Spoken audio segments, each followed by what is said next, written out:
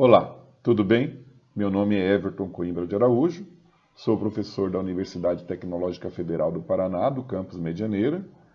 Ministrarei a você a disciplina a qual você está matriculado. Os recursos de vídeo estarão disponibilizados via YouTube, por meio desse canal que você teve acesso. É um vídeo que ficará disponibilizado de maneira pública. Dessa maneira, peço a você que, se possível, curta, colabore com comentários e que possa também se inscrever ao canal e recomendá-lo em suas redes sociais, se assim julgar interessante. Meu e-mail de contato está disponibilizado aí no vídeo. Eu costumo responder a todos os e-mails, pode demorar, mas eu respondo. Peço desculpas antecipadas para caso de ruídos ao fundo do vídeo, mas essa gravação é doméstica, fazendo em minha casa, sem recursos de estúdios específicos para este fim. Vamos retomar o nosso projeto, aplicando agora alguns princípios relacionados à orientação a objeto. O primeiro deles é uma convenção, não é uma regra, mas é uma convenção, que um arquivo seja específico para uma única classe. Então aqui nós temos duas classes, Program e Aluno.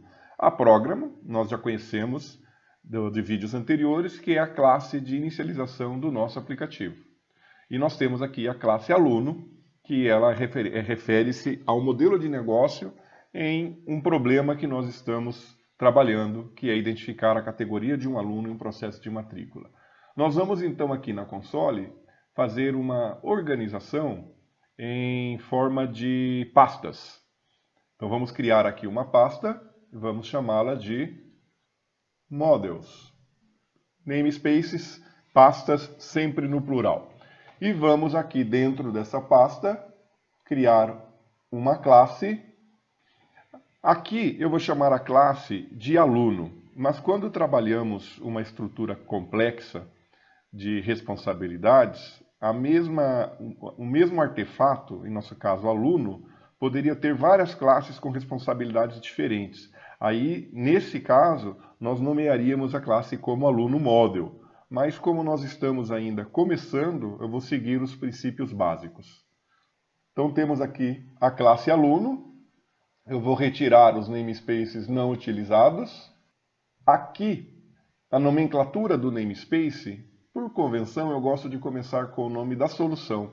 Então eu vou chamar aqui o namespace de matrícula, aí .consoleapp, que é o nome do projeto, .modules, que é o nome da pasta. E nós temos aqui a classe aluno. Então eu vou trazer para cá essas propriedades que estão no program. Muito bem. Aqui ele está dizendo que o datetime não existe nesse contexto. Precisamos importá-lo. E a importação de artefatos do .NET ou de bibliotecas de terceiro se dá por meio das cláusulas usings. Então a gente clica nessa lâmpadazinha e colocamos o using system e passa a corrigir o problema. Então eu vou apagar aqui essa classe aluno, pois nós não precisamos mais dela. Vamos verificar como ficou nossa classe program. Ela está apontando um erro em aluno.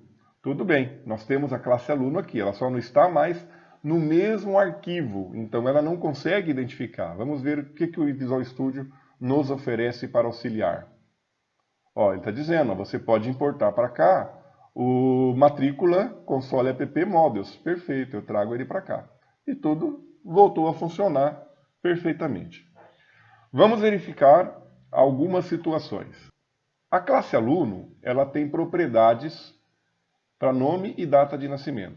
Comentei em vídeo anterior que quando temos atributos ou campos em nossa classe e eles são públicos, ou seja, podem ser consumidos por objetos externos à classe, a gente coloca o modificador de escopo public. Só que a partir do momento que nós temos uma propriedade usando C#, há uma convenção que essa propriedade tem o nome iniciado com letra maiúscula. E que propriedades que têm um nome composto por mais de uma palavra, cada palavra comece em maiúsculo. Então, aqui eu precisaria colocar o nome maiúsculo, respeitando a convenção. E aqui também o D maiúsculo. Quando eu faço isso e volto aqui, eu tenho erro, porque eu mudei o nome dessas propriedades, né? Então vamos voltar aqui e vamos fazer uso do nosso IDE, do Visual Studio, para nos auxiliar. Clico com o botão direito aqui nele e vou em renomear. Aí eu vou colocar aqui o nome maiúsculo, tá bom? Coloquei, vamos verificar aqui. Ó, ele mudou aqui também. Olha que recurso legal, né? Então nada de sair por aí mudando o nome de artefatos sem fazer uso desse procedimento oferecido pelo ambiente. Um detalhe principal ainda, nós temos que oferecer para o usuário uma maneira, segundo a convenção de orientação a objeto, de métodos acessores, métodos que permitam eu atribuir valor e obter valor de atributos, de campos. Então, se nós fôssemos seguir a orientação a objeto a ferro e fogo aqui, a gente teria um campo privado do tipo string chamado nome. E teríamos métodos públicos, porque devem ser consumidos de fora dessa classe. Então eu teria aqui um método public, vamos chamá-lo aqui de... esses métodos acessórios, eles têm um padrão de chamar set para modificadores e get para acessores que obtêm valor. E no caso do método set de atribuição, ele retornaria void, ou seja, nada, porque ele só vai atribuir valor. Então teríamos aqui um set nome, que recebe uma string chamada nome. Entre chaves, delimitador de bloco, aí eu tenho aqui o nome vindo como argumento. E tenho o nome da classe. São artefatos com o mesmo nome, porém com contextos, com escopos diferentes. Para eu acessar esse nome, que tem uma visibilidade para o objeto que a classe vai gerar, eu coloco diz nome. Ó. Então, o nome do objeto da classe aluno vai receber o nome que eu recebi como argumento na invocação do método setNome. E para obter o valor de nome, eu colocaria public, agora obter, eu recebo uma string, e vou chamá-la de getNome, e não recebo nada. Eu apenas retorno diz.nome. Aqui o ambiente fala o seguinte, olha, você não precisa desse diz porque eu sei quem é, porque não tem nada nesse escopo com o mesmo nome. Então eu posso tirar. Ou você pode seguir a convenção de sempre que trabalhar com atributos e métodos do escopo do objeto, você utilize o diz. Bom, então esse daqui deixa de ter uso. Eu comento ele aqui, como é que ficaria o meu programa? Eu precisaria, ó, aqui ele já não tem mais isso. Então vou comentar esse código aqui por enquanto e vou dizer o seguinte, ó, aluno.setNome. E aí eu mando para ele Ambrósio. Ok, configurado. Tem mais erros? Não, aqui não tem mais erros, né? Perfeito. Então, veja que muda essa situação. Só que o C# trouxe um conceito de propriedades muito interessante. De ele encapsular facilmente tudo isso daqui. Então eu vou comentar isso daqui e vamos colocar aqui, existe um atalho do Visual Studio chamado prop. E eu pressiono a tecla Tab e ele cria para mim a propriedade já, com o método set e o método get. Então essa propriedade é do tipo string. Pressiono Tab e vou definir o nome dela, nome. Então, quando eu me referenciar a essa propriedade nome em qualquer método que eu esteja consumindo essa classe, ele já vai oferecer facilmente métodos acessores. Então, posso voltar aqui no meu programa agora, isso daqui deixa de ser útil e eu volto a usar esse daqui. Perfeito. Você pode pensar, não mudou nada. Mudou, nós estamos utilizando o princípio de orientação a objeto e fazendo recursos de convenções e técnicas da linguagem que escolhemos.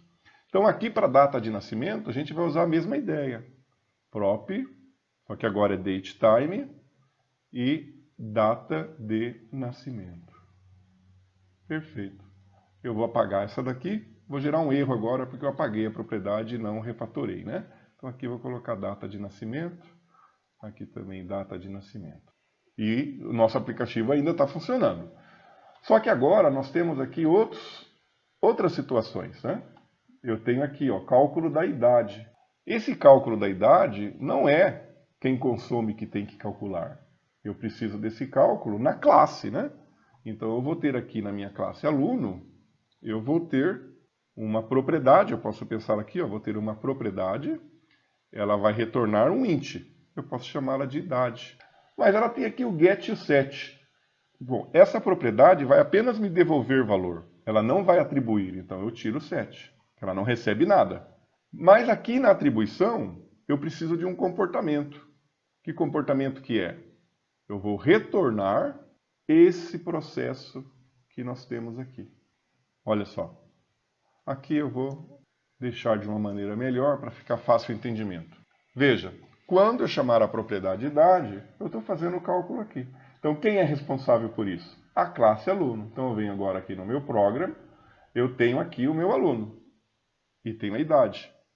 Então, eu preciso, em todo lugar que eu fizer uso da idade, eu preciso mudar aqui. Só que não é aqui que isso tem que ser resolvido ainda. Eu preciso de um método na minha classe, ela que é responsável, que me forneça a categoria.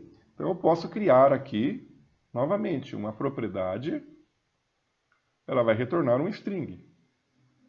E eu posso pedir a categoria. Ela também não vai permitir atribuição. Mas eu vou ter aqui um comportamento. Nesse comportamento, eu vou trazer toda essa condicional if aqui. Vou levar para lá. Bom, eu não posso mais exibir nada aqui na classe de negócio. Outra regra muito importante da orientação a objeto. As classes de negócio jamais interagem com o usuário. Jamais. Tenha isso em mente. Então eu preciso retornar uma string. Então eu posso aqui, dentro do escopo do get, criar uma string e chamá-la de categoria. Então quando... Ó, aqui a idade é maiúscula, né? Vamos acertar tudo já. Ctrl+C, Ctrl+V, Ctrl+C, Ctrl+V para ajustar esse problema. E agora, ao invés de usar o console, eu vou dizer o seguinte, ó, categoria recebe esse valor. Eu poderia colocar aqui direto return infantil A. Eu poderia fazer isso, não tem problema algum. Mas eu optei por essa estratégia, tá bom? Então eu posso dizer aqui, tiro isso daqui e vou fazendo para todos os valores. Opa, aqui faltou um corrigir. Aqui, aqui, aqui e aqui. Ok. E ao final eu dou um return categoria. Aqui faltou idade. Então veja, eu trouxe para a minha classe regras do negócio e trouxe também serviços que a classe tem que oferecer. Ela depende só dela para isso. Vamos verificar o programa? Muito bem. Agora o programa tem aqui, ó. Eu estou instanciando a classe, gerando um objeto, atribuindo valores para ele. E agora eu posso aqui exibir. Vamos verificar a exibição como é que fica. Aluno não vai ter o nome, né? Porque o nome agora é uma propriedade respeitando a convenção. Vamos colocar isso para cá. Ó, veja que data de nascimento, ele já está pedindo aqui um toShortDateString, né? Perfeito, a gente poderia jogar essa responsabilidade para a classe também. Eu poderia ter a data de nascimento, que retorna o datetime, e eu poderia ter um método, além do retorna data como datetime, um método que retornaria a string da data. Podemos fazer isso. Vamos aqui criar uma propriedade que retorna um string. Data de nascimento, short string. Ela não tem o set, a gente já viu isso. E o get, nós vamos fazer o seguinte. Teremos aqui um return data de nascimento ponto to short string. Ó, é um serviço a mais que eu estou oferecendo. Então eu posso chegar aqui no meu programa e ao invés de usar isso daqui, eu uso uma propriedade. Poderia identificar depois um nome melhor para isso, mas é importante saber o seguinte, eu posso ter um serviço que me facilita isso, ou posso dizer, não, eu volto a data no formato dela, no tipo dela, e quem recebe precisa trabalhar com ela. Fica a critério, nós vamos ter os dois aqui, ó. Temos a data de nascimento com datetime e temos o data nascimento short string como um string. Podemos executar nossa aplicação. Olha lá, continua funcionando perfeitamente. Nos falta agora dizer qual a categoria do aluno, né? Porque no vídeo anterior nós exibimos a categoria dentro do if. Mas agora não, agora nós precisamos obter a categoria. Então vamos pegar aqui, veja que o editor já coloca o mais e a interpolação. E vamos completar o texto. E está identificado para a categoria, colocamos os chaves para interpolar, aluno.categoria. Vamos verificar se funciona? Olha lá, funcionou direitinho. Vamos mudar? Vamos voltar a data aqui para 1967. Vamos executar novamente. Aí está, funcionando. E de uma maneira mais próxima do que é a orientação ao objeto. Temos propriedades, a qual o usuário atribuirá e obterá valor. Temos propriedades que o usuário apenas obtém valor. E temos regras aplicadas na propriedade. Há situações em que cria-se métodos para executar isso. Mas aqui o método não executa nada, ele apenas verifica valores para retornar valor. Então é uma propriedade. Eu vejo como uma propriedade.